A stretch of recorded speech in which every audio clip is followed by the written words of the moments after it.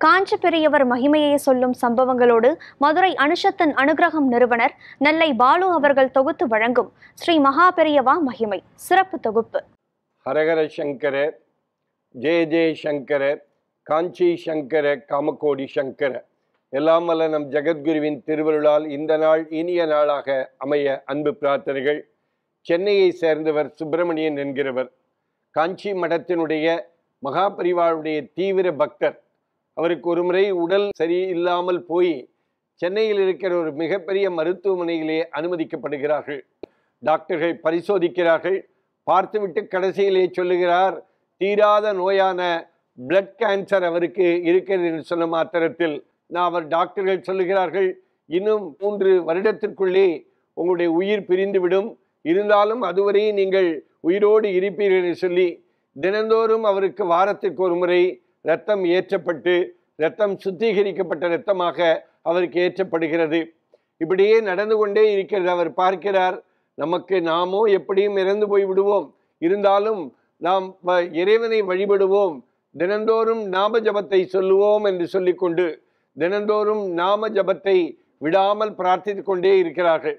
திடீரென்று ஒரு நாள் மருத்துவர்கள் அவர்கள் பக்கத்திலே வந்து, அவருடைய பெட்டுக்கு பக்கத்திலே வந்து, நீங்கள் அங்கே ரிசப்ஷனில் போய் அமருங்கள் என்று சொல்லுகிறார்.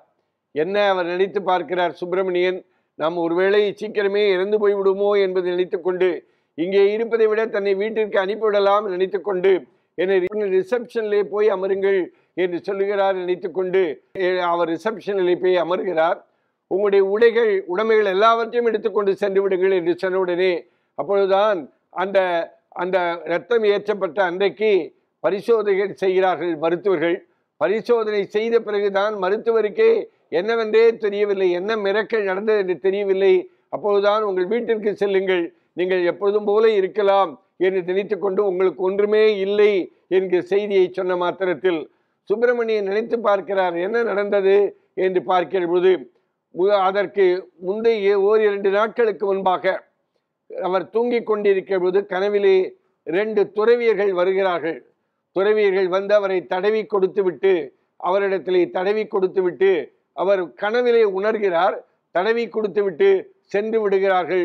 ஒருவேளை அதனுடைய விளைவுதான் என்னமோ என்று நினைத்து கொண்டு அந்த வந்த துறவியர்கள் யார் என்று கேட்டால், அவர் தினந்தோறும் வழிபடுகிற காஞ்சி மகா பெரியவரும் தினந்தோறும் வழிபடுகிற ஷீரடி சாய்பாபாவும் தான் அன்றைக்கு வந்து தடவி கொடுத்து விட்டு சென்றார்கள். அதனுடைய விளைவுதான், பெரியவா கொடுத்த கருணையின் விளைவுதான் அந்த கேன்சரே உடலிலே இல்லாமல் போய்விட்டது என்று நினைத்து பார்க்கிற பொழுது, உண்மையிலே மகா பெரிவாளை நித்தியப்படி நாம் வணங்கினால், குருவை வணங்கினால், அவருடைய திருவடியை வணங்கினால் நமக்கு வாழ்க்கையிலே வளம் பெறும் என்பதை நிரூபிக்கிற விதமாக பெரியவா நிறைய இடங்களிலே பெரியவா என்றைக்கு சித்து செய்ய மாட்டார். ஆனால் அவர் வந்து அவர் காஞ்சிபுரத்திலே வந்து வெளியூரிலே இருக்கிற போது யாத்திரையின் போது பெரிவாளை நம்பி வருகிற பக்தர்களுக்கு அவர்கள் மனதிலே என்ன நினைக்கிறார்களோ, சில பேர்கள் சந்தோஷத்தோடு வருவார்கள், என்னுடைய குழந்தை திருமணம், அதற்கு அழைப்பதை கொடுப்பதற்காக வந்திருக்கிறேன், சில பேர்கள் வருகிறார்கள். ஏற்கனவே உங்களிடத்திலே பிரார்த்தனை செய்தனுடைய விளைவுதான் என் குழந்தைக்கு திருமணமாகிவிட்டது என்று சந்தோஷத்தோடு வருபவர்கள் ஏராளம். தன்னுடைய கவலைகளை எல்லாம் போக்குகிற விதமாக பெரிவாளே சரணாகதி என்று நினைத்து கொண்டு காஞ்சி பெரியவரிடத்திலே வந்து, பெரியவா இது மாதிரி இருக்கிறது, என்னை காப்பாற்று பெரியவா என்று மனமுருக வேண்டுகிறவர்கள் நிறைய பேர்கள் இருக்கிறார்கள். மகா பெரியவா அவர்களுடைய பிரார்த்தனையெல்லாம் சரி செய்கிற விதமாக, அந்த பிரார்த்தனையை நிறைவேற்றுகிற விதமாக நிறைய பக்தர்களுக்கு அவர் மிகப்பெரிய அருள்பாலித்திருக்கிறார் என்பதை நினைத்து பார்க்கிற பொழுது, நாம் குருவை சிக்கன பிடித்து கொண்டால் கண்டிப்பாக மாமுனிவர், காஞ்சி மாமுனிவர் நம்மை காப்பாற்றுவார் என்பதை நிரூபிக்கிற விதமாக இந்த சென்னையை சேர்ந்த சுப்பிரமணியன் அவருடைய சம்பவம் இருக்கிறது. ஹரஹர சங்கர, ஜெய ஜெய சங்கர, காஞ்சி சங்கர, காமகோடி சங்கர.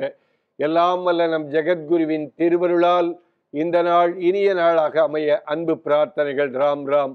ஓம் ஸ்ரீ மகா பெரிவா திருவடிகளே சரணம்.